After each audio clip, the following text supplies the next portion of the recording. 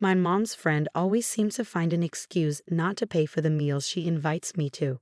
She'll suggest we go out, but then she leaves without paying, acting like it's no big deal. Over time, I've ended up being the one who always forks out the money. One day, she invited me to stay at a hotel, and then casually dropped the bomb that I needed to pay $1,500. I was totally baffled and asked her what on earth she was talking about. She insisted that I foot the bill for our lodging. It was such an unreasonable demand that I'm still in shock. But I've decided it's time to set things straight and make her face reality. My name is Michelle. I'm 45 years old, and I work in an office.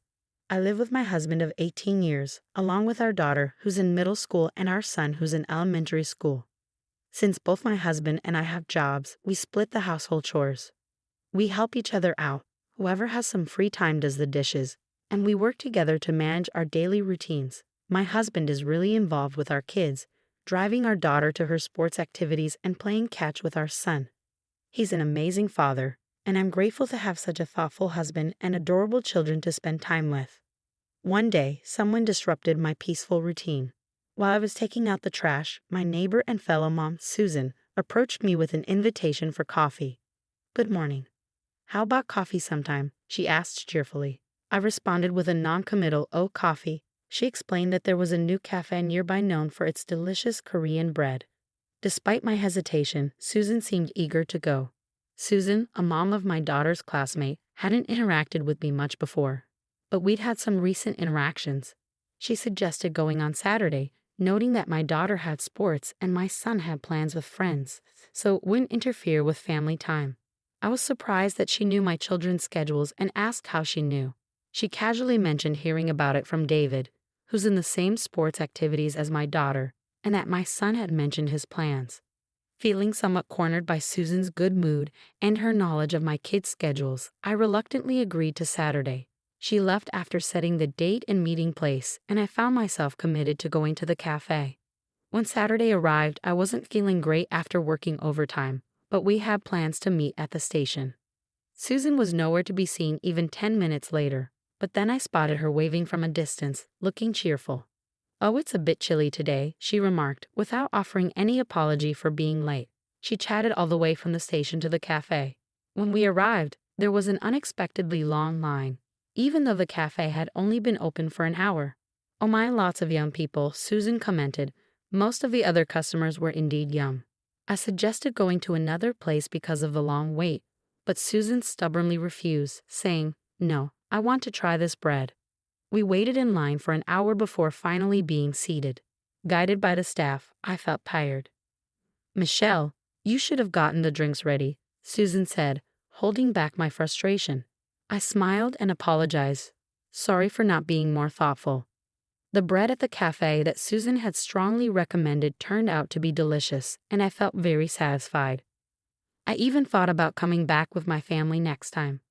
As we were getting ready to leave, Susan suddenly excused herself, saying she needed to use the restroom, and hurried off. After waiting for another 5 minutes and feeling the stares of people in the waiting line, I decided to pay the bill. Another 10 minutes passed before Susan finally emerged from the shop, apologizing for keeping me waiting and mentioning that her stomach had been hurting a little. I asked about her condition, and she assured me she was fine now, walking ahead of me. Just as I started to speak, Susan cut me off, asking if I was thirsty and insisting that I pick something to drink. Despite my attempts to decline, she pushed me to choose, and I ended up picking some tea. "It's on me, enjoy your drink," she said, sounding smug.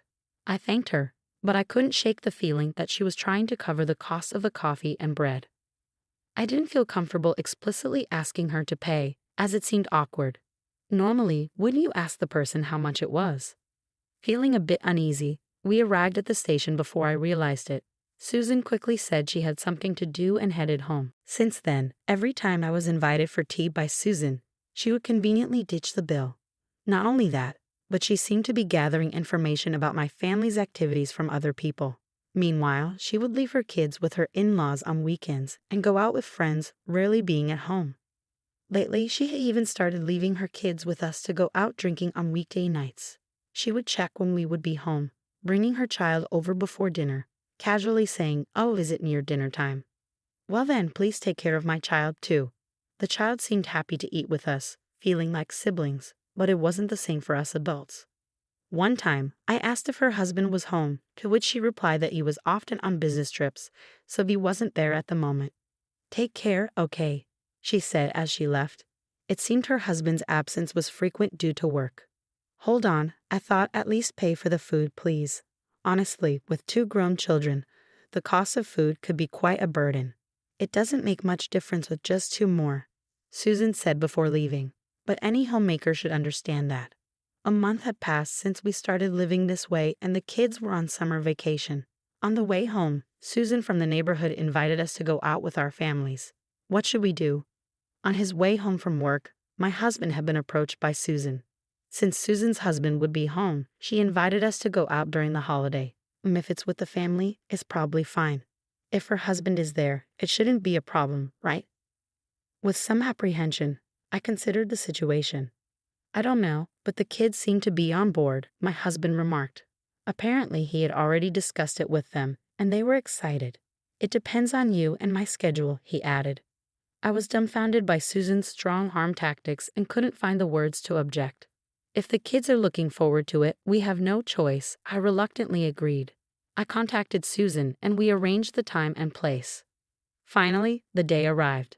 As we gathered, I couldn't help but notice Susan's husband was missing.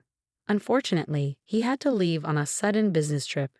It seems Susan's family wouldn't be joining us, just her and her two children. We decided to follow behind in separate cars, arriving at the rental campground with fully equipped facilities, including cottages.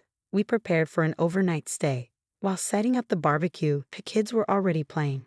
Once everything was ready, we started grilling the meat. We had reserved food for 10, expecting Susan's family to join. Since her husband wasn't there, we had 3 extra servings. I worried we might have too much.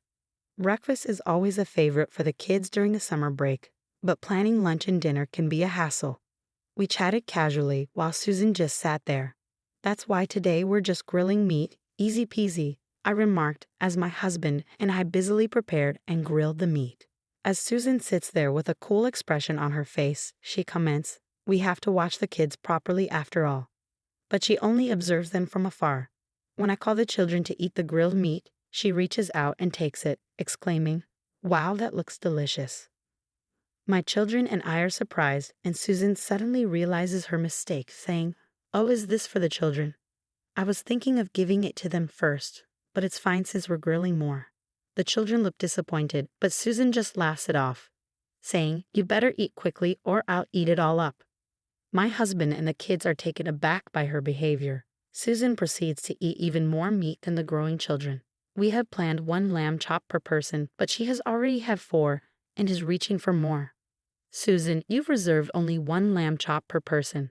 You've already eaten 2 extra ones for yourself and your husband, so please eat something else," I tell her, hoping she'll understand. It might seem like a trivial matter, but there's no substitute food because it's by reservation. "What? There are restrictions on what I can eat? That's stingy," Susan complained. I replied, "Didn't you check when you made the reservation?" She should have known exactly what and how much was available since we decided on it together during planning, and we talked about ordering more because we have growing children. Susan insisted, "I don't eat much, I have a small appetite. Just think of me as not there, and 1 extra portion should be fine with my children who eat well and the men around." I thought it would be safe to order for 10 people. We had 2 middle school children who could eat 2 portions each and 1 elementary school child who could eat 2 portions, so there shouldn't have been any problem with the amount. However, the meat was disappearing quickly. "Mom, I want to eat that meat," my son said, reaching for it, only to have Susan snatch it and eat it quickly. I was angry, but my usually mild-mannered husband was starting to show his irritation as well. The reason we couldn't strongly object was that Susan's children were also there. "Mom, don't act like a child," said Susan's daughter. "What are you talking about? Camping is all about survival, and survival means fighting over meat." The children seemed dumbfounded by Susan's childish behavior. Afterward, we finished the barbecue, played outside for a while, and then decided to take a break. The cottages were separate, so we could get away from Susan and catch our breath. It was supposed to be fun, but the tension was palpable. My husband looked tired, and I agreed, suggesting we eat breakfast and head home early the next day. We spent the rest of the time relaxing with the family and greeted the morning. Good morning. Susan came out of her cottage cheerfully. You're lively this morning, I replied. Of course, I ate a lot and relaxed. I had a great time, she said. For breakfast, we ate the provided sandwiches, played a little more, and then started preparing to leave. During the final payment, Susan was nowhere to be found. Susan's not here, I told my husband, and we looked around, but her children were also missing. Hey, where's Susan and her kids? I asked the children if they had seen her, and they said they were going to the restroom. As we waited for Susan to return and settle the payment, I asked the cashier to wait a little longer. After waiting for another 10 minutes, Susan still hadn't returned. Isn't this taking too long? My husband asked, looking concerned. I decided to check the restroom, but Susan and her children were nowhere to be found. Furthermore, her car, which should have been parked nearby, was gone too. I couldn't believe it. I felt a surge of anger building up inside me. How could she invite us and then run away without paying? It was infuriating. The total cost of the camping equipment, cottage accommodation, drinks, meat, and everything else came close to $900. Susan had confirmed the approximate amount at the time of reservation, and she had been the one who chose the place. She had rejected all the places I suggested and insisted that this particular place was perfect. Choosing a location that only allowed on-site payment now seemed like a premeditated act. We decided to head straight to Susan's house. Susan, please open up. I rang the doorbell several times until Susan reluctantly opened the door. Susan, why did you leave without saying anything? I questioned, feeling frustrated. Huh? Didn't I say I was leaving? She pretended not to know. Susan, you have to pay on the spot. Hand over the money, I told her, a bit forcefully. Oh, I forgot, but I don't have any money right now, Susan replied, appearing indifferent to the situation. We confirmed the amount in advance, didn't we? You were the one who set the budget, Susan. I finally spoke up, unable to keep quiet any longer. Susan kept insisting she had no money, so I asked her what was going on. I bought something I wanted before the camping trip. Look, she said, laughing and showing off her recent purchase. So you didn't have any money during the camping trip? I asked, getting irritated. But Susan continued to laugh without feeling sorry at all. Yeah, I didn't have it when I reserved, so what? She replied casually. I was fed up with Susan, who seemed to have planned this from the beginning. You planned this from the beginning, I accused her. Well, thanks to me inviting you, we had a great time. It's a win-win situation, isn't it? Susan retorted, showing no remorse.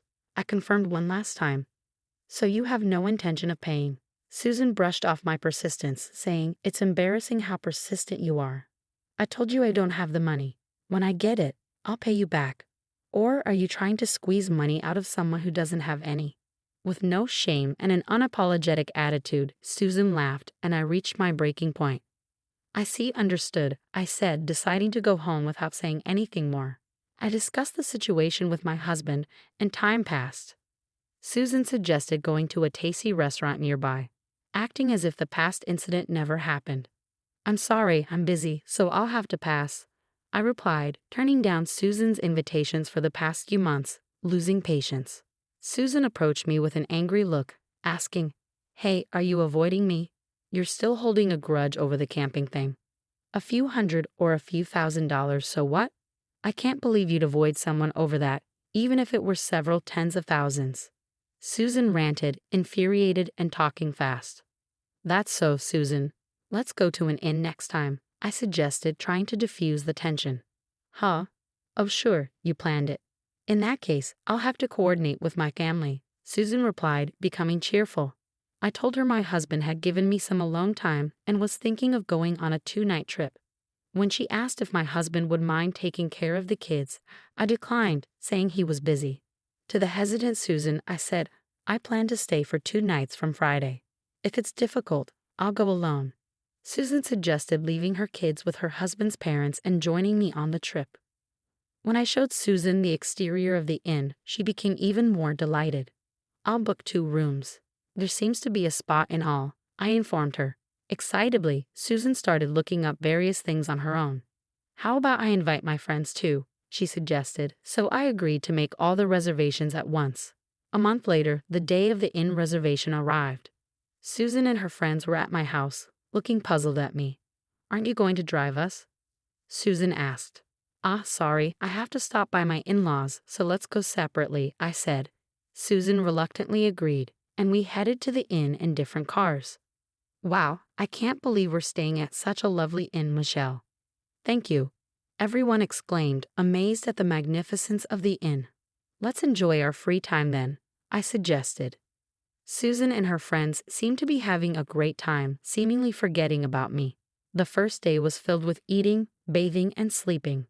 After the bath, I ran into Susan and her friends having a huddled conversation. Hey Susan, are you sure about staying at such an expensive inn? Can you afford it? One of Susan's friends asked. Yes, it's all on me, Susan boasted. Amazing. It's over $1,000 per person per night. So generous. Another friend exclaimed. In that case, I'll turn off notifications for texts and calls and spend time in his dream world until we leave the hotel, Susan declared. Susan said she would pay for her 5 friends lodging in full, and everyone was getting excited. The morning of the second day, they went to the spa for massages and were able to spend meaningful time healing their everyday fatigue. I tried texting Susan, but she didn't read or reply to my messages. Even by nightfall, there was no response. Hello, Michelle, it's morning already. Cheerful Susan called out. Ah, yes, that's right, I replied, wondering why I was stating the obvious. You overslept, so it's your fault, right? We're going home first, so pay $155,000, Susan said, catching me off guard. Huh? Overslept? $155,000? What are you talking about? I didn't understand her sudden demand. The last one always pays, right? Susan insisted. Yeah, I'm already home though. Didn't you see my text? I had informed Susan via text that I was going home. Oh, I wouldn't be looking at my phone in such a fabulous, unreal place, Susan explained. I clarified the situation, telling her I went home on a second night because my mother-in-law wasn't feeling well. Originally, I was only going to pick up the children and husband, who were out playing, but I decided to leave early. Why didn't you say something? Susan was angry. I explained that my husband contacted me late, so I texted her. She then asked, "What about the bill?" Thinking she was mad about me going home without paying my share, I reassured her, saying, "Don't worry, I've already paid." "Oh right, that's fine then. We just have to return the keys at the front desk and go home," Susan said, her tone returning to calm. "Well, yes, since it's on-site payment, please stop by the front desk. My part has been properly deducted. If the front desk handled everything properly, there shouldn't be a problem," I explained. "You didn't pay, right?" Susan asked again.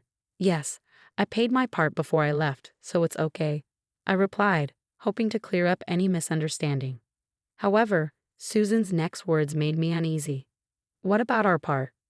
With this question, I was sure that Susan intended to make me pay. "Please pay for yourselves," I heard. After the bath, I reminded Susan, "You were going to pay for your friends, right?" "Ah, well, Susan stammered. "You were amazing. Honestly, I thought you were the worst kind of person for always disappearing when it's time to pay. So you really were going to pay back the money for the camp later." "I misunderstood you, Susan.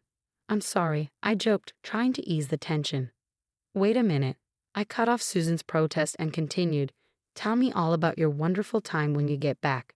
See you later," and I hung up the phone.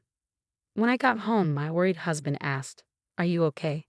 But I smiled and said, "Yeah, I'm fine." Later, Susan, who had invited her friends by saying she would pay, somehow managed to settle the bill using multiple credit cards. When Susan returned, her complexion was very bad, unlike the last time I saw her at the inn. I never intended to pay, she screamed as she went home. According to what the children heard from Susan's children, her husband, who had returned from a business trip, scolded her terribly. "You have to earn and pay that large amount of $155,000 yourself," he said. Susan seemed to have started working part-time. For someone who had been leading a sloppy life, leaving housework and childcare to others, it must be a very tough time. She seems to be working so hard that she has no time to rest, both physically and mentally. I no longer receive invitations to play from Susan, nor do I have to look after her children. I've been able to regain a peaceful daily life. On holidays, I can spend time leisurely with my family.